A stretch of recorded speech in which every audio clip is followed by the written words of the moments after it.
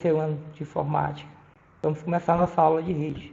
Bom, no resumo da nossa primeira aula online, estou trazendo aqui para vocês alguns conceitos sobre camada, protocolos, serviços, tipo de serviço, o modelo de referência OS, falar das 7 camadas, os tipos de protocolos referentes a cada camada. Um assunto muito importante que eu vou tratar também para vocês é o TCP/IP, o endereçamento IP e a classe de rede. Bom, vou trazer para vocês alguns conceitos. Eu tenho o que? Camada. Camada é a forma como estão organizadas a estrutura de uma rede. Protocolo é formado por um conjunto de regras que vai controlar toda a comunicação entre os dispositivos dotados de um software. E serviços são um conjunto de operações bem definidas associadas à interface entre camadas. Cada camada vai ter seus serviços. Tipos de serviço. Eu tenho dois tipos de serviço. Eu tenho orientado à conexão e não orientado à conexão. O tipo de serviço orientado à conexão ele vai garantir a ordem de entrega de pacotes. Um exemplo mais conhecido é o protocolo TCP. E o que não garante a ordem de entrega é o protocolo UDP. O modelo de referência OS é um modelo que vai contribuir para a padronização estabelecida no conceito de camada da estrutura de rede. Este modelo vai ter 7 camadas. Vamos falar de cada uma dessas camadas. A primeira camada que vamos falar é sobre a camada física. Com essa camada física, ela vai transmitir dados brutos. São características físicas da arquitetura de rede. Bom, os meios de comunicação de transmissão, exemplo, nós temos os cabos, os pinos, conectores, além de outros meios físicos. Já a camada de enlace, ela vai ser responsável para garantir um meio de comunicação confiável.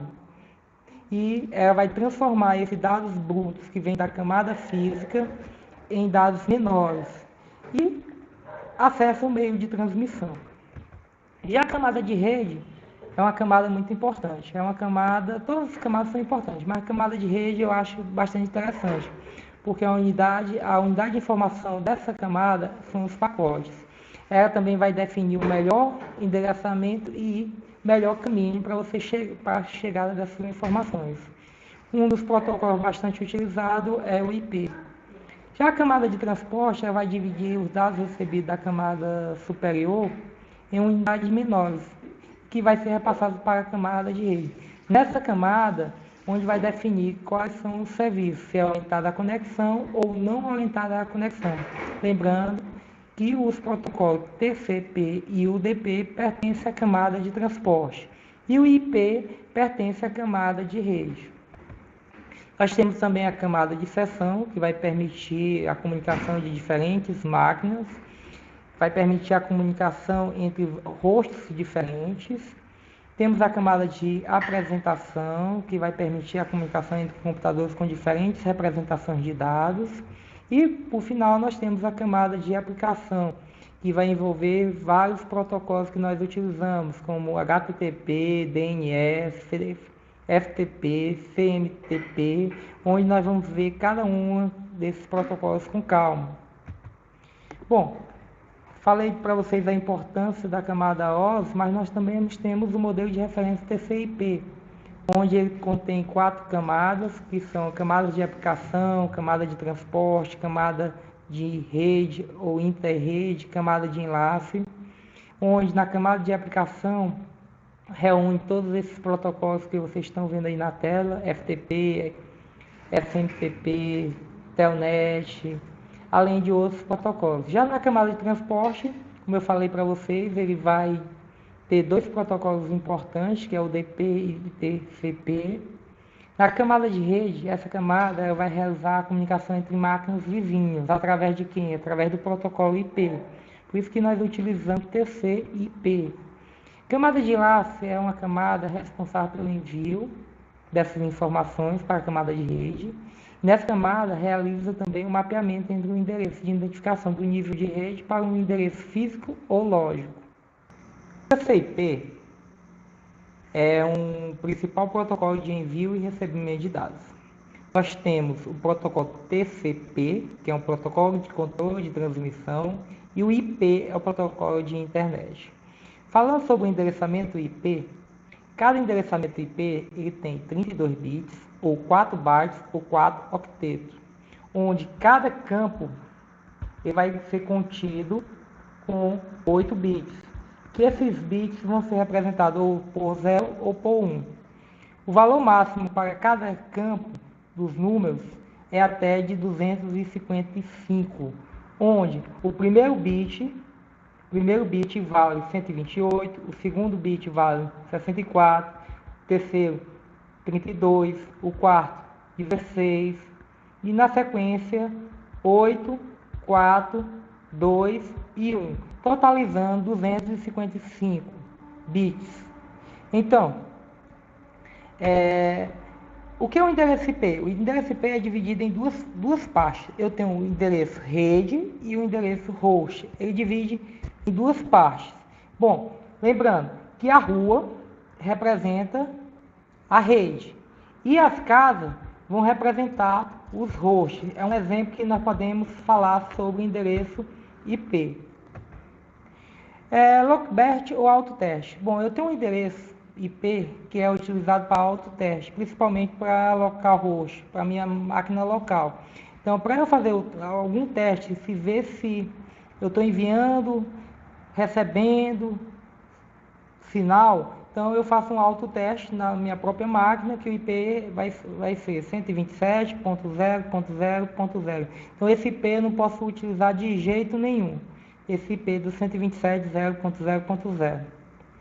Bom, endereço de rede, eu tenho um endereço de rede e um endereço broadcast. Quer dizer que no último campo, o endereço eu não posso colocar, eu tenho que colocar 0 para o endereço de rede. Vamos dizer que eu tenho um IP 192.168.1 e ponto 0. Posso ter esse IP? Não posso ter esse IP, porque o 0 se refere-se ao endereço de rede. Se refere ao endereço de rede. Já no broadcast, se eu quiser enviar uma mensagem para todo mundo, eu vou ter que no final, vou ter que colocar 255. Classe das redes. Bom, vou falar sobre a classe C. Classe C, ela varia, o primeiro campo, ela varia entre 192 até 223. Quando eu falo o primeiro campo, eu estou falando referente ao campo X. Bom, no assunto anterior, eu estava falando sobre o endereçamento IP, onde o endereçamento IP é dividido em duas partes, rede e host. Na classe C, ele vai utilizar, os três campos é utilizado para rede, e o último campo é utilizado para host. Então, um exemplo, eu tenho o endereço IP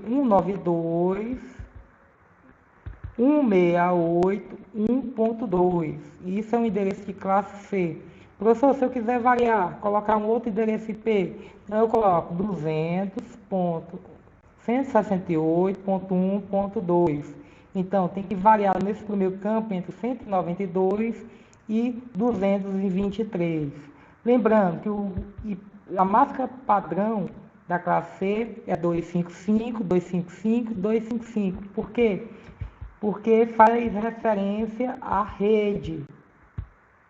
E o 0 faz referente ao 0. Pegando um exemplo binário, onde eu tiver 1, refere-se à rede. Onde eu tiver 0, refere-se ao host. Quantas redes eu posso ter numa classe C? Então, na classe C, eu posso ter 2.097.152 redes, onde eu pego 32, que é a diferença entre 192 até 223, e o 256 aqui, multiplico 256 e 256, no final eu chego a essa quantidade. E quantos hosts eu posso ter, professor, numa classe C? Eu posso ter apenas 254 IPs disponíveis para uso. Por que não 256, professor? Porque um endereço é utilizado para a rede e um outro endereço é utilizado para broadcast. Então eu pego 256, diminuo com menos 2, que vai dar 254. Passando para a classe B, onde a variação vai ser agora de 128 até 191. Lembrando que agora eu vou utilizar apenas 2 campos para a rede e 2 campos para host. Um exemplo de um IP de classe B é 128.168.1.2. Lembrando que esse primeiro IP aqui tem que estar dentro desses valores aqui para ser da classe B. Lembrando que agora na máscara da classe B vai ser os 2 campos reservados para a rede e 2 campos reservados para host. Quantidade de redes possíveis, eu vou pegar a quantidade, a diferença desses valores aqui, que dá 64, e multiplicar por 256, que vai dar 16.384 redes. E a quantidade de hosts, lembrando que agora eu tenho 2 campos disponíveis para a rede. Então eu vou pegar 256 menos 2, que vai dar 65.536 IPs válidos para a classe B. E referente à classe A, o primeiro campo agora vai variar entre 1 até a 126. Lembrando que na classe A, o primeiro campo agora vai ser reservado para a rede e os 3 campos são reservados para host. Um exemplo de um IP de classe A, eu tenho 10, 168, 1 e 2. Já na máscara, o primeiro campo aqui vai ser reservado para a rede. Quando o primeiro campo é reservado para a rede, eu uso 255. E os campos reservados para host, eu vou utilizar 0. Quantidade de redes possíveis numa classe A, eu vou ter a diferença da variação aqui. Então, eu vou ter 126 redes. Quantidade de hosts que eu posso ter numa classe A, vou ter 16.777.214 redes de endereços possíveis. Agora vou enviar a atividade 3 para vocês. Quero agradecer o empenho de vocês por ter respondido a primeira e a segunda atividade. Então, conto com vocês e vamos lá para a terceira atividade.